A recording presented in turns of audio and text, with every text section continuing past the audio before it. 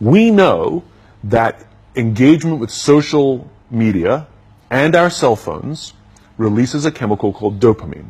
That's why when you get a text, it feels good, right? So, we've all had it where you're feeling a little bit down or feeling a bit lonely, and so you send out 10 texts to 10 friends, hi, hi, hi, hi, hi, because it feels good when you get a response, right?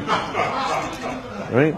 It's why we count the likes. It's why we go back 10 times to see if my Instagram is growing slower. Did I do something wrong? Do they not like me anymore? Right? The trauma for young kids to be unfriended, right?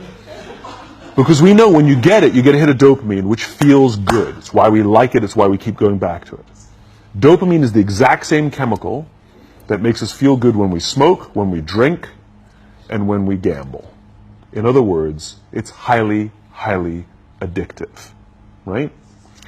We have age restrictions on smoking, gambling, and alcohol, and we have no age restrictions on social media and cell phones. That's basically what's happening, right? That's basically what happened. You have an entire generation that has access to an addictive, numbing chemical called dopamine through social media and cell phones. What's happening is because we're allowing unfettered access to these dopamine-producing devices and media, basically it's becoming hardwired, and what we're seeing is as they grow older, too many kids don't know how to form deep, meaningful relationships.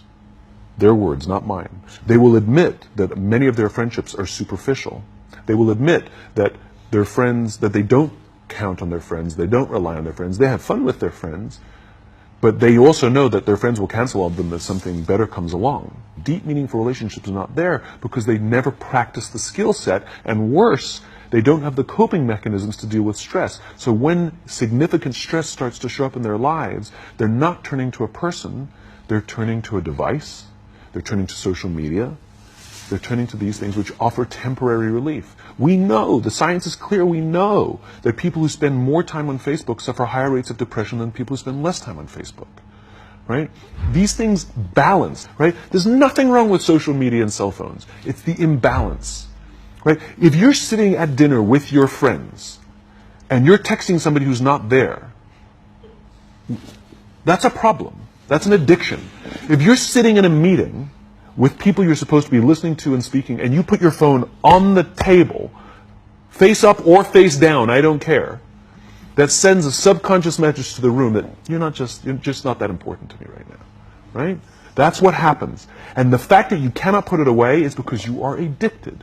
And like all addiction, in time, it'll destroy relationships, it'll cost time, and it'll cost money, and it'll make your life worse, right? And so it's like an alcoholic. The reason you take the alcohol out of the house is because we cannot trust our willpower. We're just not strong enough.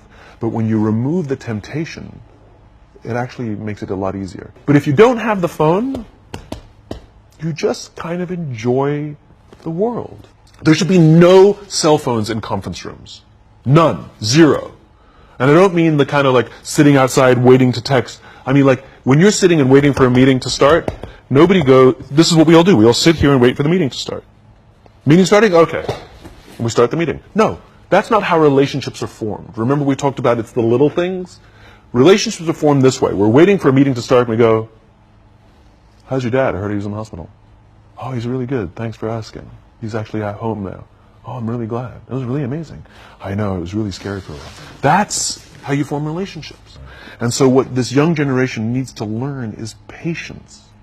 That some things that really, really matter, like love, or job fulfillment, joy, love of life, self-confidence, a skill set, any of these things, all of these things take time. Sometimes you can expedite pieces of it, but the overall journey is arduous and long and difficult. And if you don't ask for help and learn that skill set, you will fall off the mountain, or you will, the worst case scenario, and we're already seeing it, the worst case scenario is we're seeing an increase in suicide rates, we're seeing an increase in this generation, we're seeing an increase in accidental deaths due to drug overdoses, we're seeing more and more kids drop out of school or take leaves of absence due to depression, unheard of.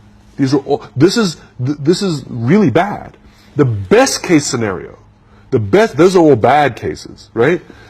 The best case scenario is you'll have an entire population growing up and going through life and just never really finding joy. They'll never really find deep fulfillment in work or in life. They'll just waft through life and it'll be just, it's fine. We now have a responsibility to make up the shortfall and to help this amazing, idealistic, fantastic generation build their confidence, learn patience, learn the social skills, find a better balance between life and technology. Because, quite frankly, it's the right thing to do.